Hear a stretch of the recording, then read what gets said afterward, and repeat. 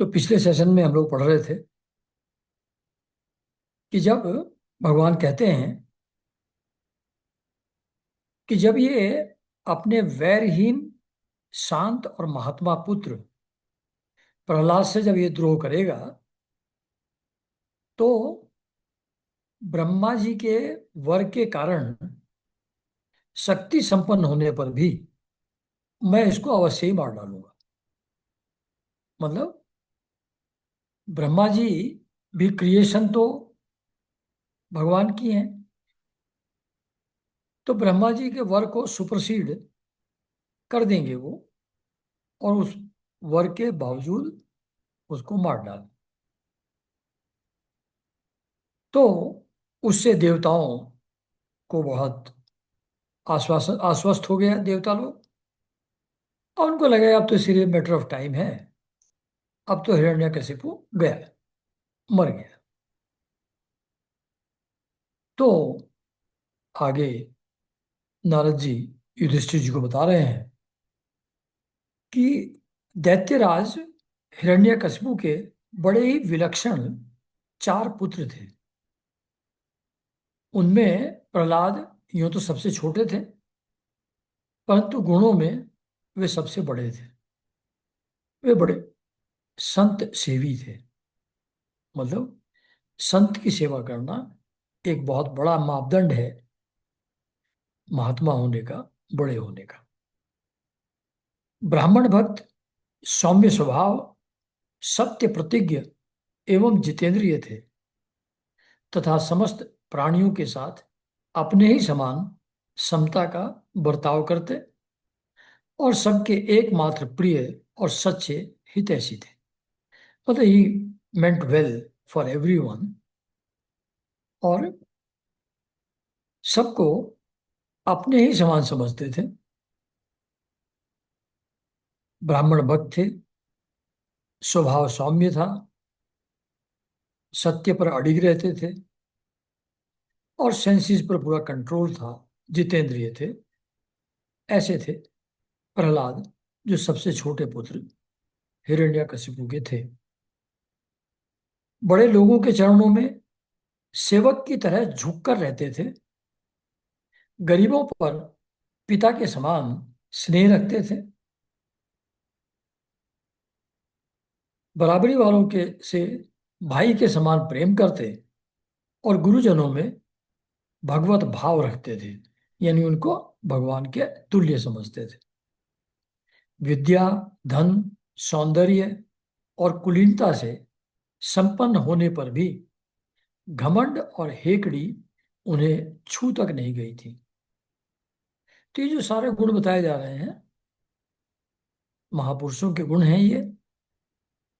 अब पर्पज ये बताने का ये है कि हमको भी यथाशक्ति इन चीजों को एडॉप्ट करने का प्रयास करना चाहिए। बड़े बड़े दुखों में भी वे तनिक भी न घबराते थे। लोक परलोक के विषयों को उन्होंने देखा सुना तो बहुत था, पर वे उन्हें निस्सार और असत्य समझते थे। जो भी भोग हैं, विषय हैं, सेंस ऑब्जेक्ट्स हैं,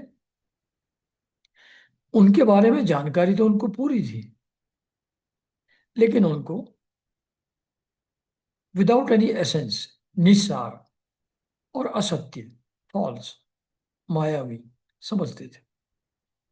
इसलिए उनके मन में किसी भी वस्तु की लालसा न थी। इंद्रिय, प्राण, शरीर और मन उनके वश में थे। उनके चित्त में कभी किसी प्रकार की कामना नहीं उठती थी। जन्म से असुर होने पर भी उनमें आसुरी संपत्ति का लेश भी न था। आसुरी संपत्ति मतलब जो रजोगुण है, जो desire for acquiring sense objects है, सम्मान पाने की इच्छा है, इस तरीके के जो रजोगुण का होता है असुरों में, तो वो उनके अंदर तनिक भी नहीं था। जैसे भगवान के गुण अनंत हैं, वैसे ही प्रहलाद के श्रेष्ठ गुणों की भी कोई सीमा नहीं है। महात्मा लोग सदा से उनका वर्णन करते और उन्हें अपनाते आए हैं। तथापि वे आज भी ज्यों के त्यों बने हुए हैं। यानी कि एक ऐसा आदर्श कोड ऑफ कंडक्ट, व्यवहार हर चीज का उन्होंने अपने जीवन में उतारा, जिसको आज भी जो साधक लोग हैं, महात्मा लोग हैं, उनको अपनाने के लिए प्रयासरत रहते हैं। युधिष्ठिर, यूं तो देवता उनके शत्रु थे, फिर भी भक्तों के चरित्र सुनने के लिए जब उन लोगों की सभा होती थी, तब वे दूसरे भक्तों को प्रहलाद के समान कहकर उनका सम्मान करते थे। मतलब देवताओं की भी जब सभा सभा हुआ करती थी, और जब भक्तों के बारे में देवताओं की सभा में कोई डिस्कशन होता था, तो देवता लोग यूं तो शत्रु थे इनके, पर देवता लोग भी किसी भक्त की अगर तारीफ करना होती थी, तो वो ऐसा कहते थे कि ये तो प्रहलाद के समान भक्त है, उनका सम्मान करते थे। फिर आप जैसे अजात शत्रु भगवत भक्त उनका आदर करेंगे, इसमें तो संदेह ही क्या है। नारद जी युधिष्ठिर को कह रहे हैं कि आपका तो कोई शत्रु है नहीं, आप भगवत भक्त हैं। तो जब देवता लोग, जिनके प्रहलाद का वंश दुश्मन था, जब वो भी तारीफ करते थे, तो आप तो करेंगे ही, आप कैसे नहीं करेंगे, इसमें कोई संदेह वाली बात नहीं है। उनकी महिमा का वर्णन करने के लिए अगणित गुणों के कहने सुनने की आवश्यकता नहीं है। केवल एक ही गुण, भगवान श्री कृष्ण के चरणों में स्वाभाविक जन्मजात प्रेम, उनकी महिमा को प्रकट करने के लिए पर्याप्त है। मतलब अल्टीमेट गुण जो है, अलग अलग गुण सैकड़ों गिनवाए जा सकते हैं, पर कहते हैं उस सैकड़ों गुणों को वर्णन करने की आवश्यकता नहीं है। एक ही गुण सर्वोपरि है, और वह है श्री कृष्ण चरण के चरणों में स्वाभाविक जन्मजात प्रेम, उनकी महिमा को प्रकट करने के लिए पर्याप्त है। तो सबसे बड़ा गुण है श्री कृष्ण के चरणों में स्वाभाविक प्रेम, तो वो उनके अंदर था। तो जिनके अंदर ये है, भगवान के चरणों के प्रति प्रेम है, उनके पास तो सभी कुछ है, और कुछ कहने की आवश्यकता नहीं है। युधिष्ठिर, प्रहलाद बचपन में ही खेल कूद छोड़कर भगवान के ध्यान में जड़वत तन्मय हो जाया करते। ऐसा खो जाते थे कि बिल्कुल एक मूर्ति की तरह बैठे रहते थे। भगवान श्री कृष्ण के अनुग्रह रूप ग्रह ने उनके हृदय को इस प्रकार खींच लिया था कि उन्हें जगत की कुछ सुध बुद्धि नहीं रहती थी। तो जब वो ध्यान में बैठते थे, मन ऐसा तन्मय हो जाता था भगवान के विग्रह में, कि इस जगत की, अपने शरीर की, किसी भी चीज की उनको सुध बुध नहीं रह जाती थी। उन्हें ऐसा जान पड़ता कि भगवान मुझे अपनी गोद में लेकर आलिंगन कर रहे हैं। इसलिए उन्हें सोते बैठते, खाते पीते, चलते फिरते और बातचीत करते समय भी इन बातों का ध्यान बिल्कुल न रहता। खाते पीते खाने पीने का ध्यान नहीं रहता था, चलते फिरते चलने फिरने का ध्यान नहीं रहता था। मन ऐसा भगवान के विग्रह में लगा रहता था, और लगता था कि भगवान गोद में लेकर के उनको आलिंगन कर रहे हैं। कभी कभी भगवान मुझे छोड़कर चले गए, इस भावना में उनका हृदय इतना डूब जाता था कि वे जोर जोर से रोने लगते थे। तो कभी ध्यान करते हुए जैसे भगवान का रूप उनके सामने से ओझल हो गया, वो ध्यान में भगवान को देख नहीं पा रहे हैं, तो इतने दुखी हो जाते थे कि जोर जोर से रोने लगते थे। कभी मन ही मन उन्हें अपने सामने पाकर आनंद के उद्रेक से ठठाकर हंसने लगते। कभी उनके ध्यान के मधुर आनंद का अनुभव करके जोर जोर से गाने लगते थे। वे कभी उत्सुक हो बेसुरा चिल्ला पड़ते, कभी कभी लोक लज्जा का त्याग करके प्रेम में छक कर नाचने भी लगते। कभी कभी उनकी लीला के चिंतन में इतने तल्लीन हो जाते कि उन्हें अपनी याद ही न रहती, उन्हीं का अनुकरण करने लगते।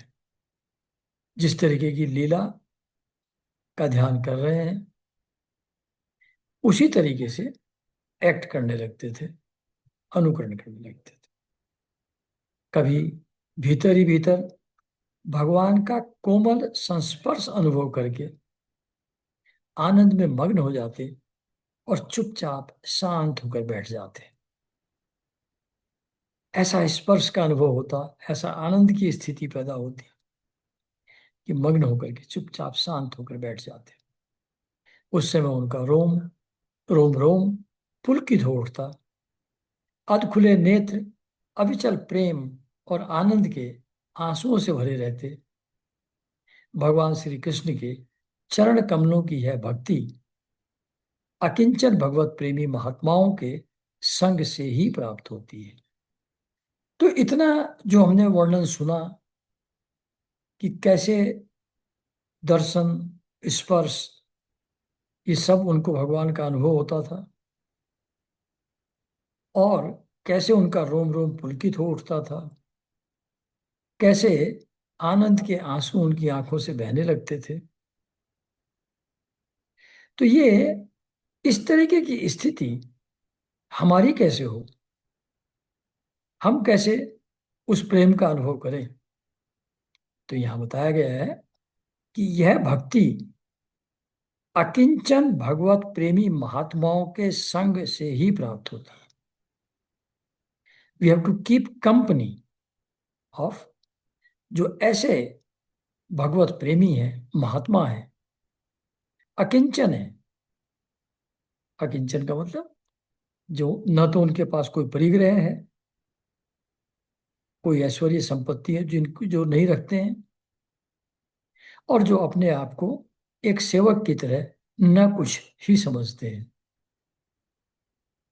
तो ऐसे महात्मा जो अकिंचन हैं और भगवत प्रेमी हैं, उनके संग से ही ये भक्ति प्राप्त हो सकती है।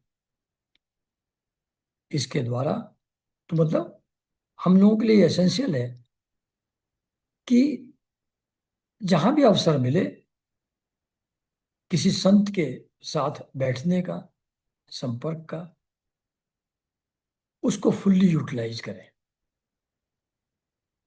इसके द्वारा वे स्वयं तो परमानंद में मग्न रहते ही थे, जिन बेचारों का मन कुसंग के कारण अत्यंत दीन हो रहा था उन्हें भी बार बार शांति प्रदान करते थे।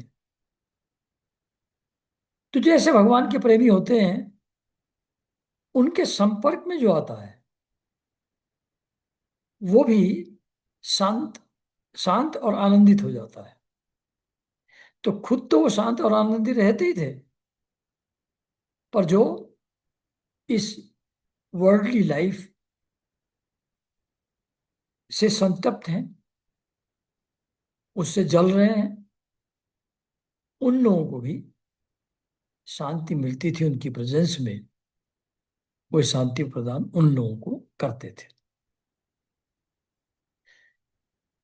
युधिष्ठिर, प्रहलाद भगवान के परम प्रेमी भक्त, परम भाग्यवान और ऊंची कोटि के महात्मा थे।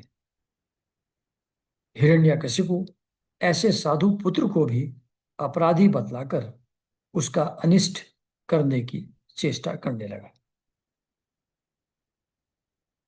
तो यहाँ जो कह रहे हैं एक जगह कि जो भक्त होते हैं, नाम लेते हैं, उनकी कृपा से भी, ऐसा सुधा धारा में और सीताराम दास बाबा कहते हैं कि उनकी कृपा से भी न जाने कितने असाधु और सांसारिक लोगों का कल्याण हो जाता है। तो ऐसे महात्मा थे प्रहलाद। छोटे बच्चे थे, 5 साल की उम्र के, लेकिन उनको भी अपराधी समझते थे हिरण्यकशिपु, और उनको शारीरिक रूप से प्रताड़ित करने के प्रयास करते रहते थे। तो युधिष्ठिर ने पूछा, नारद जी, आपका व्रत अखंड है, अब हम आपसे ये जानना चाहते हैं कि हिरण्यकशिपु ने पिता होकर भी, जैसे बेटा कैसा भी हो, पिता का तो नेचुरल प्रेम होता है उसके प्रति, और ये तो इतना शांत और प्रेमी था, तो पिता होते हुए भी जो दुष्ट पुत्र से भी द्वेष नहीं करता, उसने ऐसे शुद्ध हृदय महात्मा पुत्र पुत्र से द्रोह क्यों किया? पिता तो स्वभाव से ही अपने पुत्रों से प्रेम करते हैं। यदि कोई पुत्र उल्टा काम करता है तो वे उसे शिक्षा देने के लिए डांटते हैं, शत्रु की तरह वैर विरोध तो नहीं करते। फिर प्रहलाद जैसे अनुकूल, शुद्ध हृदय एवं गुरुजनों में भगवत भाव करने वाले पुत्रों से भला कोई द्वेष कैसे कर सकता है? नारद जी, आप सब कुछ जानते हैं। हमें यह जानकर बड़ा कौतूहल हो रहा है कि पिता ने द्वेष के कारण पुत्र को मार डालना चाहा। आप कृपा करके मेरा यह कुतूहल शांत कीजिए। तो ये प्रश्न है युधिष्ठिर जी का नारद जी से। यहाँ ये चैप्टर समाप्त होता है। फिर नेक्स्ट चैप्टर में हिरण्यकशिपु कैसे और क्यों प्रहलाद का वध करने का प्रयत्न करने लगे, उसकी चर्चा इस चैप्टर में। तो नारद जी कहते हैं, युधिष्ठिर, दैत्यों ने भगवान श्री शुक्राचार्य जी को अपना पुरोहित बनाया था, ये आप लोग जानते ही हैं। असुरों के गुरु शुक्राचार्य, देवताओं के गुरु बृहस्पति। उनके 2 पुत्र थे शुक्राचार्य जी के, षंड और अमरख। वे दोनों राजमहल के पास ही रहकर हिरण्यकशिपु के द्वारा भेजे हुए नीति निपुण बालक प्रहलाद को और दूसरे पढ़ाने योग्य दैत्य बालकों को राजनीति, अर्थनीति आदि पढ़ाया करते थे। तो षंड और अमरख शुक्राचार्य जी के 2 पुत्र थे। दे यूज टू टीच प्रहलाद, और उनके साथ के जो दूसरे बच्चे थे असुरों के, उनको राजनीति, पॉलिटिकल साइंस, और अर्थनीति, इकोनॉमिक्स, और इसी तरह के दूसरे सब्जेक्ट पढ़ाया करते थे। प्रहलाद गुरु जी का पढ़ाया हुआ पाठ सुन लेते थे और उसे ज्यों का त्यों उन्हें सुना भी दिया करते थे। मतलब सुनते थे, फुल्ली ग्रैस्प भी कर लेते थे, और उसको एज सच रिपीट भी कर देते थे, किंतु वे उसे मन से अच्छा नहीं समझते थे, क्योंकि उस पाठ का मूल आधार था अपने और पराये का झूठा आग्रह। राजनीति और अर्थनीति, पॉलिटिकल साइंस एंड इकोनॉमिक्स, ये डील करती हैं एक इंडिविजुअल के दूसरे इंडिविजुअल के साथ संबंध को। तो अपना और पराया ये मैं हूं, ये दूसरे लोग हैं। इस पर आधारित है राजनीति और अर्थनीति। अपने पराये पर आधारित है। तो ये अपना पराया तो कोई है नहीं, सभी भगवत रूप हैं। उनका अनुभव ये था। और टीचर पढ़ाते थे ऐसी चीजें जिसमें अपने और पराये का भेद है, इसलिए उनको अच्छा नहीं लगता था ये जो टीचिंग्स हैं राजनीति और अर्थनीति की। युधिष्ठिर एक दिन हिरण्यकशिपु ने अपने पुत्र प्रहलाद को बड़े प्रेम से गोद में लेकर पूछा, बेटा बताओ तो सही, तुम्हें कौन सी बात अच्छी लगती है? मतलब जो पढ़ाया जा रहा है, which of that you like. तो प्रहलाद जी कहते हैं, पिताजी संसार के प्राणी मैं और मेरे के झूठे आग्रह में पड़कर सदा ही अत्यंत उद्विग्न रहते हैं। हर आदमी डिस्टर्ब्ड है, परेशान है, मैं और मेरे के झूठे आग्रह के कारण से। ऐसे प्राणियों के लिए मैं यही ठीक समझता हूं कि वे अपने अधः पतन के मूल कारण घास से ढके हुए अंधेरे कुएं के समान इस घर को छोड़कर वन में चले जाएं और भगवान श्री हरि की शरण ग्रहण करें। तो ये बड़ा क्रिप्टिक एक छोटा सा आंसर प्रहलाद जी ने दिया कि तुमको क्या अच्छा लगता है बेटा। उन्होंने कहा सब लोग परेशान हैं मैं और मेरे के डिफरेंशिएशन के कारण से। तो ये जो घर एक ऐसी स्थिति स्थान है, गृहस्थ आश्रम एक ऐसा स्थान है जो घास से ढके हुए अंधेरे कुएं के समान है। उसमें जैसे ही दिखता तो है नहीं, पैर रखा और सीधा कुएं के अंदर, अंधेरे कुएं के। तो इस घर को जो घास से ढके हुए अंधेरे कुएं के समान है, इसको छोड़कर वन में चले जाएं और भगवान श्री हरि की शरण ग्रहण करें। यही एकमात्र सॉल्यूशन है इन लोगों के क्लेश को, परेशानी को शांत करने का।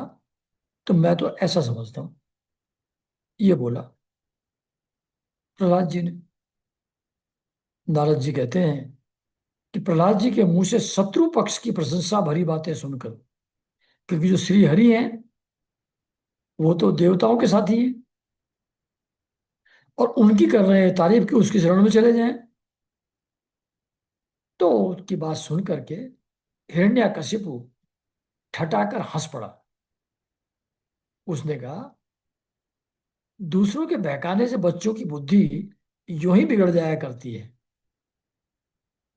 जान पड़ता है गुरु जी के घर पर विष्णु के पक्षपाती कुछ ब्राह्मण वेश बदल कर रहते हैं। बालक की भली भांति देख रेख की जाए, जिससे अब इसकी बुद्धि न भटकने पाए। अच्छा, ऐसा आदेश दिया हिरण्यकशिपु ने कि लगता है गुरु जी के घर में, शुक्राचार्य जी के घर में विष्णु का फेवर करने वाले कुछ ब्राह्मण वेश बदल कर रह रहे हैं और उन्होंने बहका दिया है मेरे पुत्र को, प्रहलाद को। इसकी बुद्धि बिगड़ गई है। तो अब इस बालक की भली भांति देख रेख की जाए और जिससे इसकी बुद्धि बहकने ना पाए, इसको ठीक तरीके से एजुकेट किया जाए। अच्छा, जब दैत्यों ने प्रहलाद को गुरु जी के घर पहुंचा दिया, तब पुरोहितों ने उन्हें बहुत पुचकार कर, फुसला कर बड़ी मधुर वाणी में पूछा, बेटा प्रहलाद तुम्हारा कल्याण हो, ठीक ठीक बतलाना, देखो झूठ ना बोलना।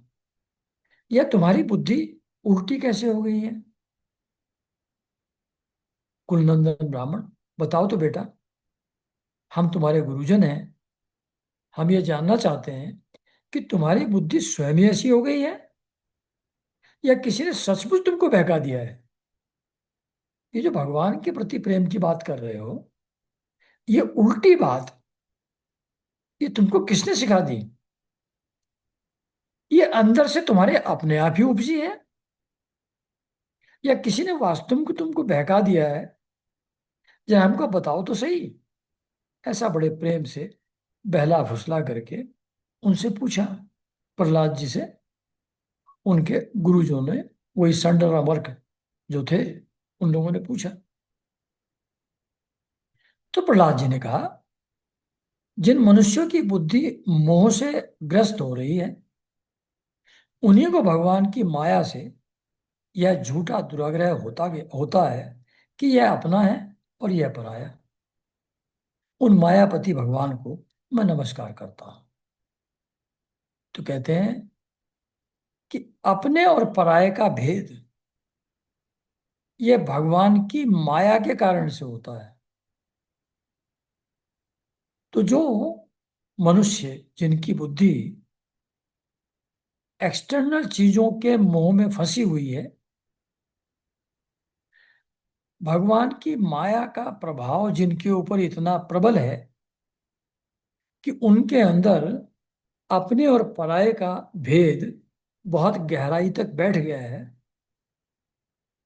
उन मायापति, जिनकी माया के कारण से अपने पराये का भेद सब लोगों को मालूम पड़ता है, जबकि है तो एक ही, सिर्फ वही प्रभु है, लेकिन माया का प्रभाव ऐसा है।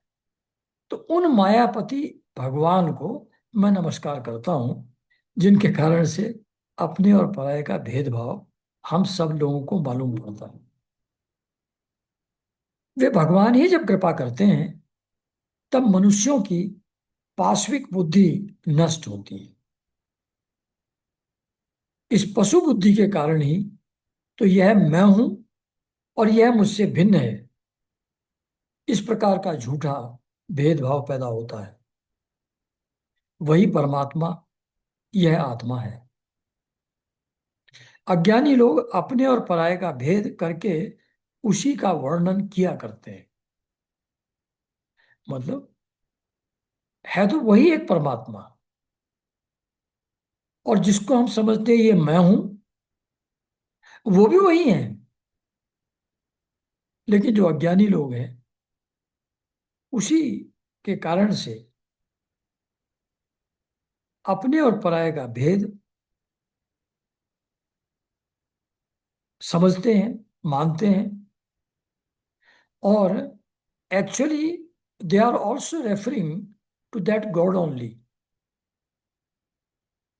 वो भी उसी आत्मा और परमात्मा की ही बात कर रहे हैं। उनका न जानना भी ठीक ही है, क्योंकि उसके तत्व को जानना बहुत कठिन है। सब एक ही है, अलग अलग नहीं है। ये बात समझना अत्यंत कठिन है। ये मैं हूं और ये दूसरा है।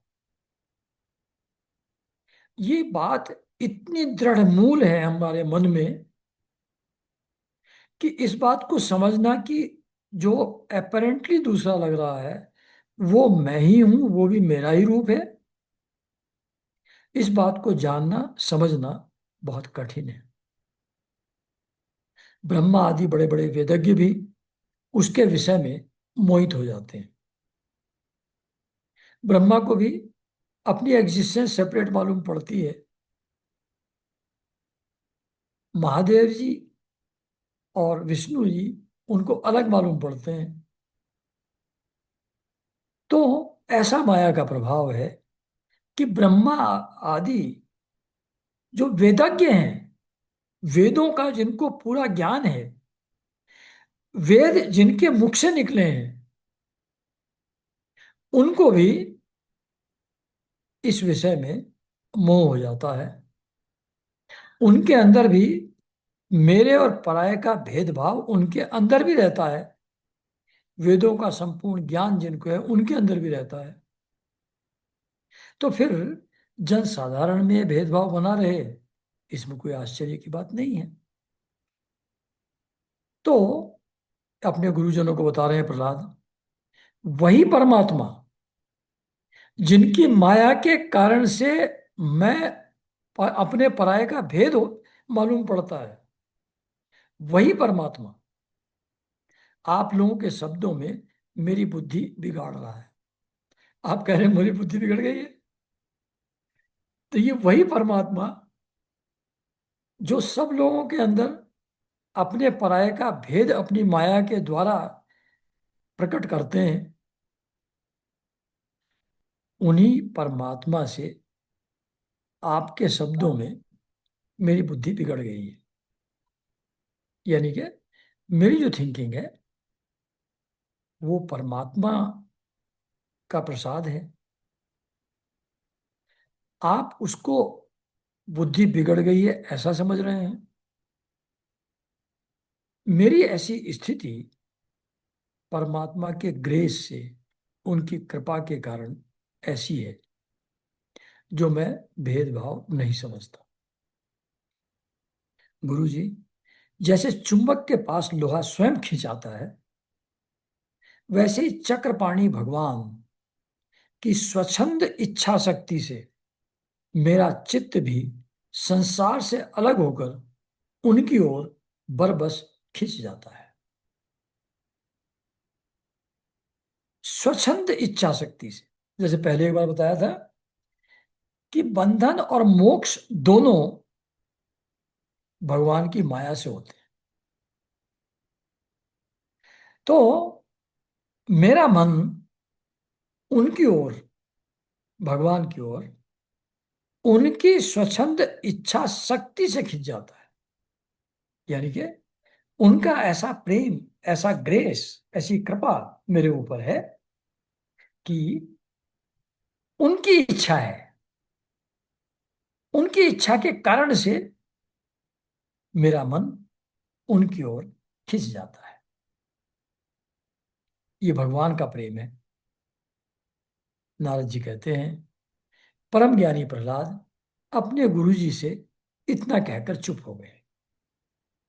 तो इतना ही कहा कि ये जो अपने और पराये का भेद भगवान की माया के कारण से होता है, जिनकी माया के कारण से हम लोगों में ऐसा भेदभाव पैदा होता है, मैं उन भगवान को नमस्कार करता हूं। और इस चीज को समझना बहुत मुश्किल है कि सब एक ही परमात्मा है। इस मामले में तो ब्रह्मा जी जैसे वेदों के पूर्ण ज्ञाता, जिनके मुख से वेद निकले हैं, उनको भी डाउट हो जाता है, वो भी कंफ्यूज हो जाते हैं। इसलिए बाकी लोगों की तो बात ही छोड़िए। तो उन्हीं की इच्छा से, उन्हीं परमात्मा की इच्छा से मेरा मन संसार से अलग हो गया है और बरबस उनकी ओर खिंच गया है।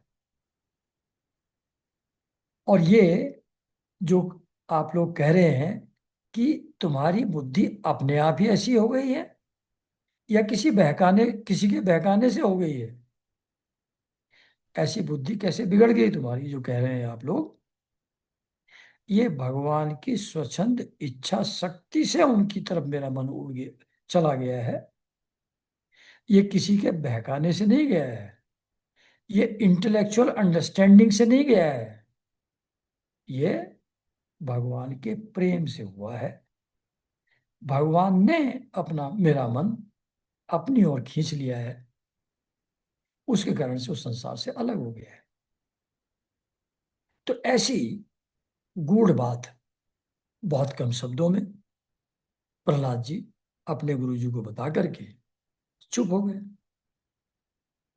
पुरोहित बेचारे राजा के सेवक एवं पराधीन थे, वे डर गए। उन्होंने क्रोध से प्रहलाद को झिड़क दिया और कहा, अब उनको लगा कि ये तो ऐसी बात कर रहा है, ऐसी बात सुनेंगे हिरण्यकशिपु तो हमको तो मार ही डालेंगे। तो बेचारे वो तो नौकरी पेशा थे, सेवक थे, राजा के कंट्रोल में थे, डर गए और उन्होंने क्रोध से प्रहलाद को झिड़क दिया और कहा, अरे कोई मेरी बेद तो लाओ, ये हमारी कीर्ति में कलंक लगा रहा है। इस दुर्बुद्धि कुलंगार को ठीक करने के लिए चौथा उपाय दंड ही उपयुक्त होगा। साम दाम दंड भेद होता ना, तो कहते हैं इसमें दंड ही इसको दिया जाए, उसी से अकल इसकी शुद्ध होगी। ये तो बिल्कुल ही पगला गया है, बहुत ही उल्टी बात कर रहा है। दैत्य वंश के चंदन मन में चंदन वन में यह कांटेदार बबूल कहां से पैदा हो गया? जो भगवान का प्रेमी है वो कांटेदार बबूल है। तो दैत्य वंश के चंदन वन में, ऐसे रोज गार्डन में, ये बबूल कहां से आ गया? जो विष्णु इस वन की जड़ काटने में कुल्हाड़े का काम करते हैं, जो चंदन वन है, यानी कि जो उनका गार्डन है असुरों का, तो विष्णु तो उसको, जो उसकी जड़ काटने का काम करते हैं, और यह नादान बालक उन्हीं का सपोर्ट कर रहा है, उनकी भेंट बन रहा है, उनका सहायक हो रहा है। इस प्रकार गुरुजी ने तरह तरह से डांट डपट कर प्रहलाद को धमकाया और अर्थ, धर्म और काम संबंधी शिक्षा दी। तो रेगुलर सब्जेक्ट जो थे एजुकेशन के, सांसारिक ज्ञान के, वो सब पढ़ाने लगे फिर से गुरु ने। कुछ समय बाद जब गुरुजी ने देखा कि प्रहलाद ने साम दान भेद और दंड संबंधी सारी बातें जान ली हैं, क्योंकि जो पढ़ाते थे गुरु, इनको याद तो एकदम हो जाता था, समझ तो तुरंत आ जाता था। जब उनसे पूछते थे वो सुना भी देते थे। तो गुरुजी को लगा अब तो ये सब जान गया है, अब कोई खतरा नहीं है। Now we have properly instructed him, और अब इसकी अंडरस्टैंडिंग बिल्कुल क्लियर हो गई है।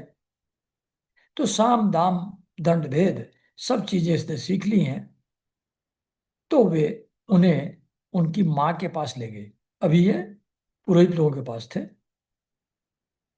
माता ने बड़े लाड़ प्यार से उन्हें नहला धुलाकर अच्छे तरह गहने कपड़ों से सजा दिया।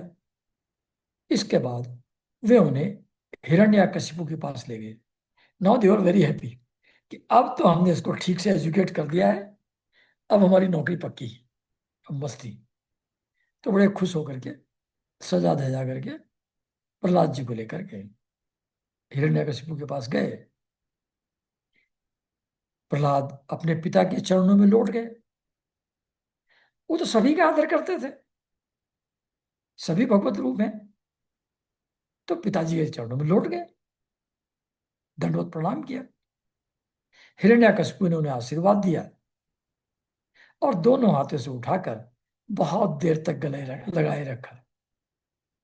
उस समय दैत्यराज का हृदय आनंद से भर रहा था, बच्चे को गले लगा करके। युधिष्ठिर, हिरण्यकशिपु ने प्रसन्न मुख प्रहलाद को अपनी गोद में बैठाकर उसका सर सूंघा प्रेम से। उनके नेत्रों से प्रेम के आंसू गिर गिर कर प्रहलाद के शरीर को भिगोने लगे। ऐसा प्रेम का भाव पैदा हुआ गोद में लेकर के बच्चे को। उसने अपने पुत्र से पूछा, हिरण्यकशिपु ने पूछा, चिरंजीव बेटा प्रहलाद, इतने दिनों में तुमने गुरुजी से जो शिक्षा प्राप्त की है उसमें से कोई अच्छी सी बात हमें सुनाओ। तो अब बड़े वो आश्वस्त थे कि अब मेरा बेटा बिल्कुल लाइन पर आ गया है, इसकी बुद्धि अब रेस्टोर हो गई है ओरिजिनल स्टेज में, ऐसा उनको लग रहा था।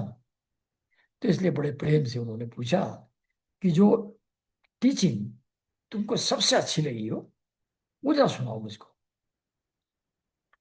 प्रहलाद जी ने कहा, पिताजी, विष्णु भगवान की भक्ति के 9 भेद हैं। पहला ही सेंटेंस है, ऐसा डेंजरस बोला। कहते हैं पिताजी, विष्णु भगवान की भक्ति के 9 भेद हैं। भगवान के गुण लीला नाम आदि का श्रवण, उन्हीं का कीर्तन, उनके रूप नाम आदि का स्मरण, उनके चरणों की सेवा, पूजा अर्चा, वंदन, दास्य, सख्य और आत्मनिवेदन। ये नवधा भक्ति जो कहते हैं। तो ये 9 चीजें हैं उसमें। भगवान के गुण लीला नाम आदि का श्रवण, ये एक मेथड है भक्ति का। भगवान के गुण लीला नाम का कीर्तन करना, ये दूसरा मेथड है भक्ति का। उनके नाम रूप आदि का स्मरण करना, एक हुआ श्रवण, दूसरा हुआ कीर्तन, तीसरा हुआ स्मरण मनी मन। ये 3 मेथड हुए भक्ति के। उनके चरणों की सेवा, फोर्थ। पूजा अर्चा, पूजा और अर्चना, ये 5वां हुआ। वंदन, उनकी वंदना करना, सिक्स्थ। दास्य, हनुमान की तरह दास रूप से सेवा करना, ये 7वां हुआ। सख्य, अर्जुन की तरह एक सखा की तरह, ये भी एक भक्ति का मेथड है। और आत्मनिवेदन, सेल्फ सरेंडर, ये अल्टीमेट, जैसे नारद जी जैसे लोग हैं। तो ये 9 तरीके से भक्ति भगवान की होती है। 9 भेद हैं भगवान की भक्ति के। यदि भगवान के प्रति समर्पण के भाव से यह 9 प्रकार की भक्ति की जाए, तो मैं उसी को उत्तम अध्ययन समझता हूं। तो बेस्ट जो शिक्षा है, बेस्ट जो मेरी अंडरस्टैंडिंग है, जो टीचिंग है, वो भगवान के प्रति पूर्ण समर्पित होकर के ये 9 प्रकार की भक्ति की जाए, इसी को मैं उत्तम अध्ययन समझता हूं। प्रहलाद की यह बात सुनते ही क्रोध के मारे हिरण्यकशिपु के ओठ फड़कने लगे। उसने गुरुपुत्र से कहा, रे नीच ब्राह्मण, यह तेरी कैसी करतूत है? दुर्बुद्धि, तुमने मेरी कुछ भी परवाह न करके इस बच्चे को कैसी निस्सार शिक्षा दे दी है। ये क्या पढ़ा के लाए हो तुम इसको? डर नहीं लगा तुमको मेरे पास लाते हुए ऐसा सिखा करके इसको? अवश्य ही तुम हमारे शत्रुओं के आश्रित हो, तुम हमारे शत्रुओं के आश्रित हो, ऐसा उसको पुरोहित को डांटा हिरण्यकशिपु ने। संसार में ऐसे दुष्टों की कभी नहीं है जो मित्र का बाना धारण करके छिपे छिपे शत्रु का काम करते हैं, परंतु उनकी कलई ठीक वैसे ही खुल जाती है जैसे छिपकर पाप करने वालों का पाप समय पर रोग के रूप में प्रकट होकर उनकी पोल खोल देता है। तो ये जो तुमने ऐसी बदमाशी की है, उसकी पोल तो खुल गई। बता दिया इसने क्या सिखा के लाए हो तुम लोग? गुरुपुत्र ने कहा, बहुत डरे हुए थे बेचारे। इंद्र शत्रु, आपका पुत्र जो कुछ कह रहा है वह मेरे या और किसी के बहकाने से नहीं कह रहा है। राजन, यह तो इसकी जन्मजात स्वाभाविक बुद्धि है। आप क्रोध शांत कीजिए, व्यर्थ में हमें दोष ना लगाइए। हमने ऐसा कुछ नहीं कहा है इसको। ये तो बाई बर्थ ऐसा है। नारद जी कहते हैं, युधिष्ठिर, जब गुरुजी ने ऐसा उत्तर दिया, तब हिरण्यकशिपु ने फिर प्रहलाद से पूछा, क्यों रे? यदि तुझे ऐसी अहित करने वाली खोटी बुद्धि गुरुमुख से नहीं मिली, तो बता कहां से प्राप्त हुई है? मतलब ही वांट्स टू कंफर्म कि ये गुरु के कारण से मिली है इसको या कहीं और से मिली है।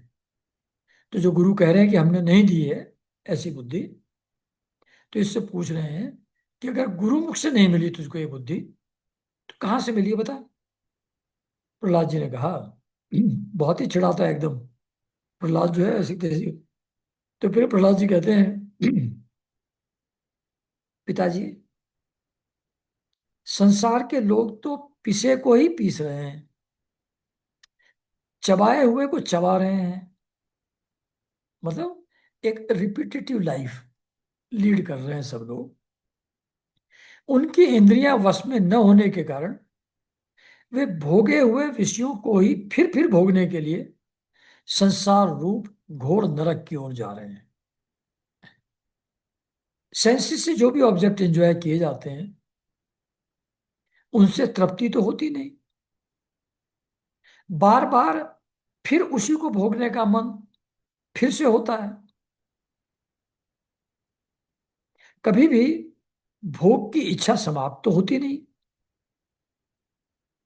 तो वो पिसे हुए को पीस रहे हैं, चबाए को ही चबा रहे हैं, यानी कि they are again and again going through that repetitive cycle of enjoyment of external sensual objects.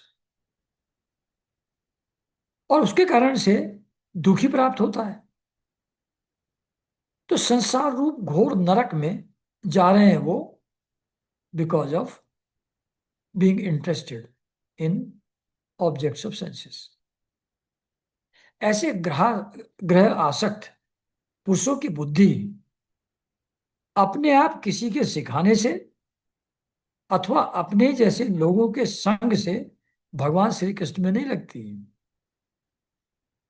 तो जिनका इंटरेस्ट एक्सटर्नल सेंसुअल ऑब्जेक्ट्स में है, उनको कितना ही कोई सिखाए तो न तो उनको अपने आप का भी समझ में आता है, न दूसरे के समझाने से समझ में आता है। वो उनकी बुद्धि कभी भी भगवान श्री कृष्ण में नहीं लगती, जिनका मन विषयों में आसक्त हो रहा है। जो इंद्रियों से दिखने वाले बाह्य विषयों को परम इष्ट समझकर मूर्खतावश अंधों के पीछे अंधों की तरह गड्ढे में गिरने के लिए चले जा रहे हैं और वेदवाणी रूपी रस्सी के काम्य कर्मों के दीर्घ बंधन में बंधे हुए हैं, उन्हें यह बात मालूम नहीं कि हमारे स्वार्थ और परमार्थ भगवान विष्णु ही हैं। तो कह रहे हैं कि we are just following the old traditions.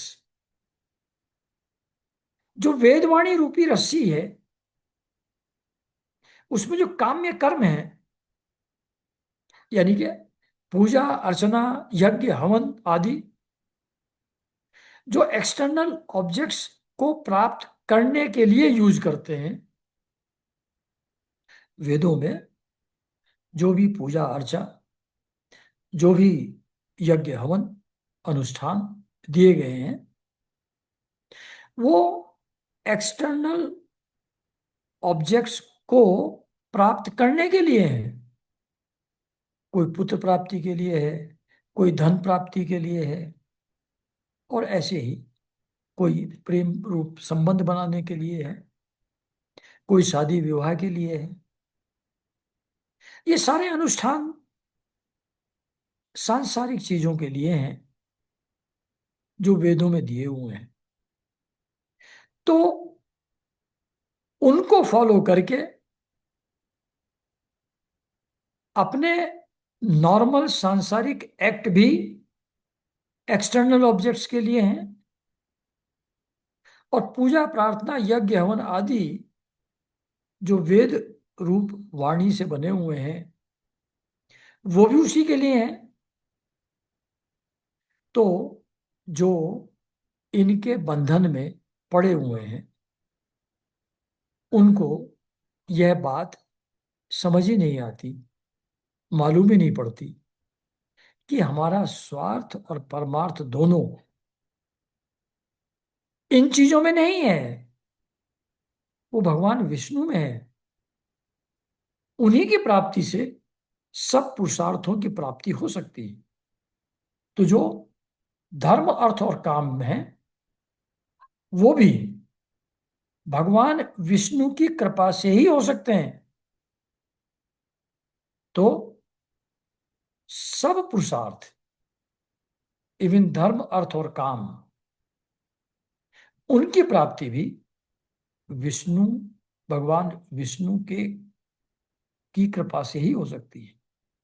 ये बात उन लोगों को समझ में नहीं आती जो कर्म कांड में पड़े हुए हैं और जो अपनी पूरी लाइफ एक्सटर्नल ऑब्जेक्ट्स के एक्विजिशन में ही लगाए हुए हैं। उनको ये बात समझ में नहीं आती कि भगवान विष्णु की प्राप्ति में ही सभी पुरुषार्थों की प्राप्ति है। जिनकी बुद्धि भगवान के चरण कमलों का स्पर्श कर लेती है, उनके जन्म मृत्यु अनर्थ का सर्वथा नाश हो जाता है। जिसके अंदर शरणागति का भाव हो गया, मैं भाव चला गया, कर्तृत्व बुद्धि चली गई, कामनाएं चली गई, तो ऑब्वियसली न कर्म कामना बची, न कर्म बंध बचा। तो जन्म मृत्यु रूप जो अनर्थ है उसका सर्वथा नाश हो जाता है उस आदमी के लिए जिसकी बुद्धि भगवान के चरण कमलों का स्पर्श कर लेती है, उसमें लग जाती है। परंतु जो लोग अकिंचन भगवत प्रेमी महात्माओं के चरणों की धूल में स्नान नहीं कर लेते, उनकी बुद्धि काम्य कर्मों का पूरा सेवन करने पर भी भगवत चरणों का स्पर्श नहीं कर सकती। मतलब ऐसा नहीं है कि हम एक्सटर्नल चीजों को भोगते भोगते भोगते भोगते ऐसी स्थिति में पहुंच जाए, पूरा सेवन एक्सटर्नल ऑब्जेक्ट्स का करके ऐसी तृप्ति और ऐसा सेटिस्फाइड हो जाए कि फिर उनसे छूट करके भगवान के चरणों का स्पर्श हम कर पाए, ऐसा नहीं हो पाता। जो अकिंचन भगवत प्रेमी, जो लोग अकिंचन भगवत प्रेमी महात्माओं की चरणों की धूल में स्नान नहीं कर लेते, those who do not surrender to the feet of these mahatmas, संतों के चरण में जो नहीं जाते, उनकी बुद्धि कितना ही काम्य कर्मों का सेवन वो कर लें, कभी भी भगवान में नहीं लगेगी। ऐसा नहीं होगा कि इससे सेटिस्फाई हो करके वैराग्य आ जाए और भगवान के प्रति सरेंडर का भाव पैदा हो जाए। ऐसा नहीं होगा, भोग से नहीं होगा, ये संतों के चरणों की धूलि में स्नान करने से ही होगा। There is no other way out. Prahlad ji इतना कहकर चुप हो गए, ऐसी तैसी कर दी पिताजी। हिरण्यकशिपु ने क्रोध के मारे अंधा होकर उन्हें अपनी गोद से उठाकर भूमि पर पटक दिया। प्रहलाद की बात को वे सह न सके, रोष के मारे उनके नेत्र लाल हो गए। वे कहने लगे, दैत्यो, इसे यहां से बाहर ले जाओ और तुरंत मार डालो। यह मार ही डालने योग्य है। देखो तो सही, जिसने इसके चाचा को मार डाला, हिरण्याक्ष को, अपने सुहृद स्वजनों को छोड़कर यह नीच दास के समान उसी विष्णु के चरणों की पूजा करता है। हो ना हो इसके रूप में मेरे भाई को मारने वाला विष्णु ही यहां आ गया हो, ऐसा भी हो सकता है। अब यह विश्वास योग्य नहीं है। 5 वर्ष की अवस्था में ही जिसने अपने माता पिता के दुस्तंज वात्सल्य स्नेह को भुला दिया, हम इतना प्रेम करते हैं इसको, उसको भूल करके ये बदमाश विष्णु की पूजा अर्चना कर रहा है। वह कृतघ्न भला विष्णु का ही क्या हित करेगा। जो अपने माँ बाप का नहीं हुआ, वो किसी और का क्या होगा? वो विष्णु का भी क्या होगा? कोई दूसरा भी यदि औषधि के समान भलाई करे तो वह एक प्रकार से पुत्र ही है। पर यदि अपना पुत्र भी अहित करने लगे तो रोग के समान वह शत्रु है। अपने शरीर के ही किसी अंग से सारे शरीर को हानि होती हो तो उस अंग को काट डालना चाहिए। सेप्टिक हो गया पैर में, काट डालो, बाकी शरीर तो बच जाएगा। क्योंकि उसे काट देने से शेष शरीर सुख से जी सकता है। यह स्वजन का बाना पहनकर मेरा कोई शत्रु ही आया है। जैसे योगी की भोग लोलुप इंद्रियां उसका अनिष्ट करती हैं, वैसे ही यह मेरा अहित करने वाला है। इसलिए खाने, सोने, बैठने आदि के समय किसी भी उपाय से इसे मार डालो। ऐसा उन्होंने अपने जो दैत्य सेवक लोग थे उनको ऐसा आदेश हिरण्यकशिपु जी ने दिया। जब हिरण्यकशिपु ने दैत्यों को इस प्रकार आज्ञा दी, तब वह तीखी दाढ़, विकराल वदन, लाल लाल दाढ़ी मूछ और केशों वाले दैत्य हाथों में त्रिशूल ले लेकर मारो, काटो, इस प्रकार जोर जोर से चिल्लाने लगे। प्रहलाद चुपचाप बैठे हुए थे और दैत्य उनके सभी मर्म स्थानों में शूल से घाव कर रहे थे। त्रिशूल मार रहे हैं, हाथ, पैर, हृदय, पेट, सब जगह घुसेड़ दे रहे हैं त्रिशूल। तो सभी मर्म स्थानों को भेद भेद रहे हैं और प्रहलाद चुपचाप वैसे के वैसे बैठे हुए। उस समय प्रहलाद जी का चित्त उन परमात्मा में लगा हुआ था जो मन वाणी के अगोचर, सर्वात्मा, समस्त शक्तियों के आधार एवं पर ब्रह्म है। इसलिए उनके सारे प्रहार ठीक वैसे ही निष्फल हो गए जैसे भाग्यहीन लोगों के बड़े बड़े उद्योग धंधे व्यर्थ हो जाते हैं। जो भाग्यहीन है कितना ही एफर्ट करे, कितना ही बिजनेस चलाए, वो जिस तरीके से सक्सेसफुल नहीं होता उसमें लॉस ही हो जाता है। वैसे ही क्योंकि प्रहलाद का मन परब्रह्म परमात्मा में लगा हुआ था, तो इन सब लोगों के जो त्रिशूलों से वार कर रहे थे उनका कोई भी प्रभाव उनको मालूम नहीं पड़ा। वो सारे प्रहार वैसे ही निष्फल हो गए जैसे भाग्यहीन लोगों का उद्यम हो जाया करता है। इससे जब शूलों की मार से प्रहलाद के शरीर पर कोई असर नहीं हुआ, तब हिरण्यकशिपु को बड़ी शंका हुई कि ये तो बहुत ही खतरनाक है, कुछ नहीं हो पा रहा है। अब वह प्रहलाद को मार डालने के लिए बड़े हठ से भांति भांति के उपाय करने लगा। उसने उन्हें बड़े बड़े मतवाले हाथियों से कुचलवाया, विषधर सांपों से डसवाया,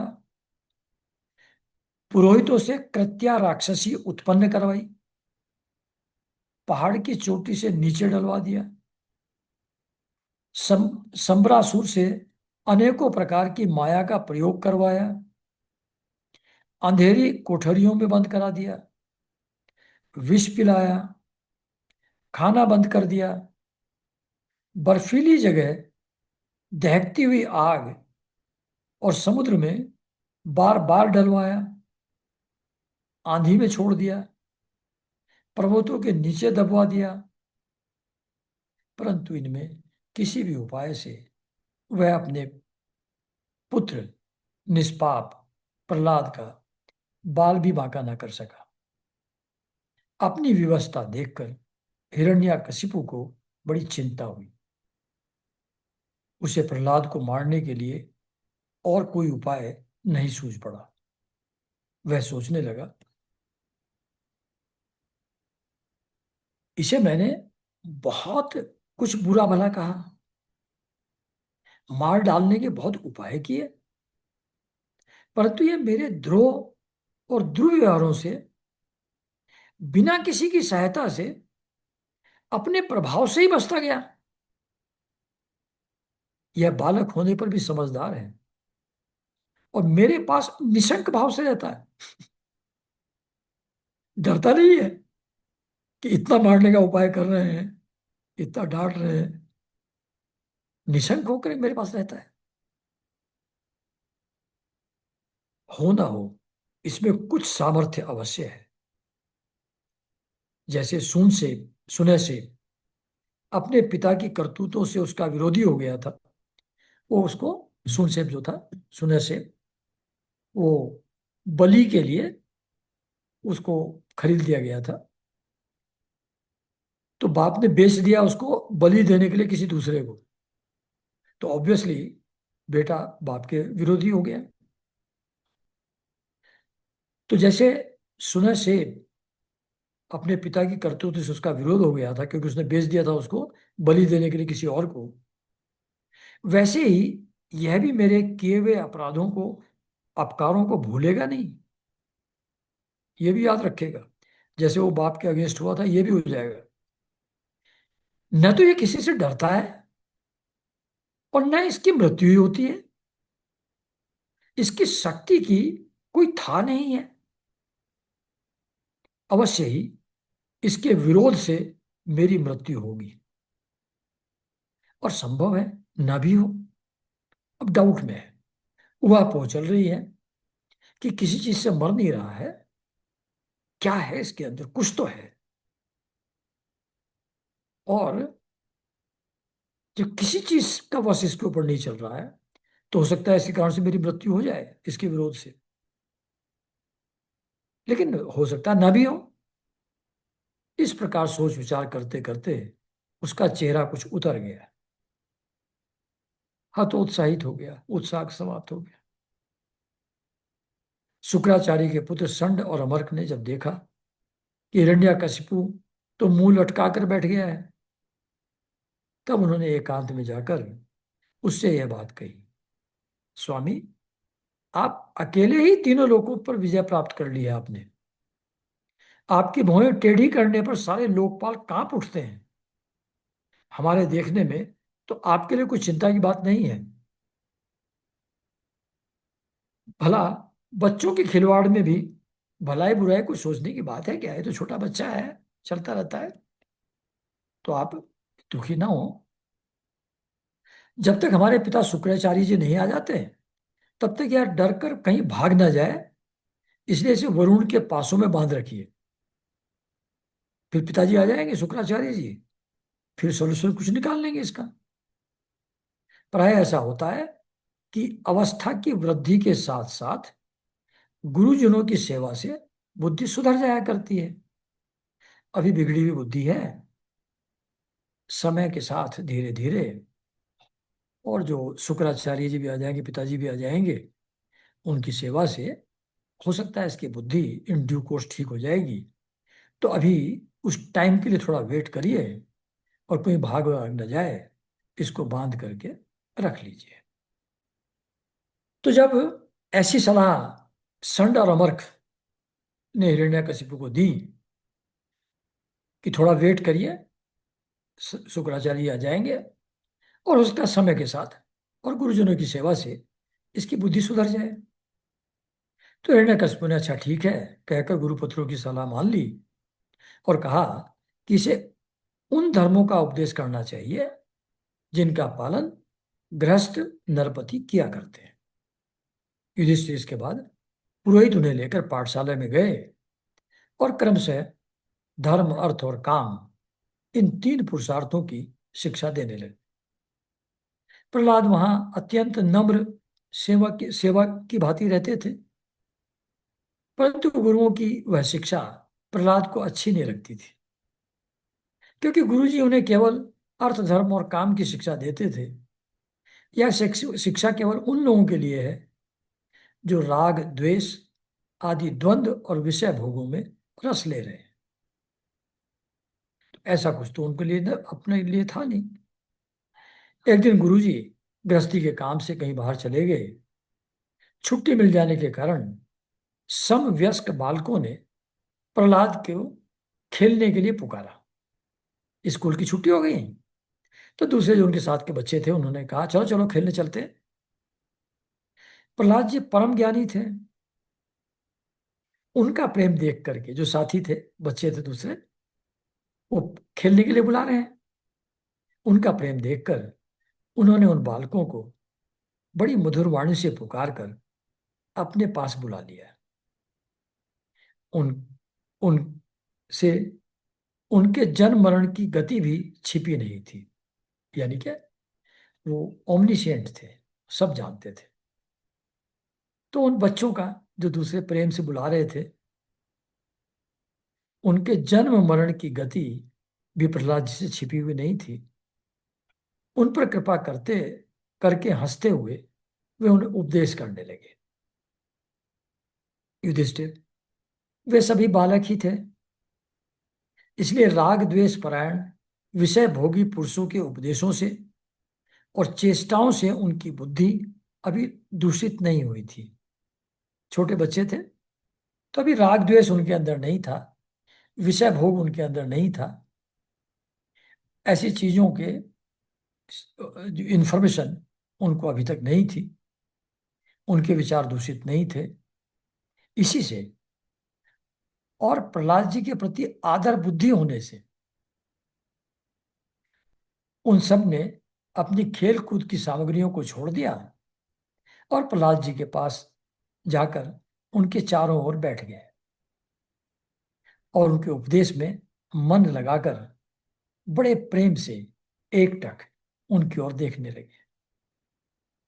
भगवान के परम प्रेमी भक्त प्रहलाद का हृदय उनके प्रति करुणा और मैत्री के भाव से भर गया और वे उनसे कहने लगे। तो यहां यह चैप्टर समाप्त होता है। अब प्रहलाद अपने समवयस्क, अपनी एज के बराबर के बच्चों को क्या उपदेश देते हैं वो हम लोग अगले संडे पढ़ेंगे। बहुत ही सुंदर है, एक अल्टीमेट चीज है जो प्रहलाद बताते हैं अपने मित्रों को। तो वो अगली बार हम लोग पढ़ेंगे। नमस्कार।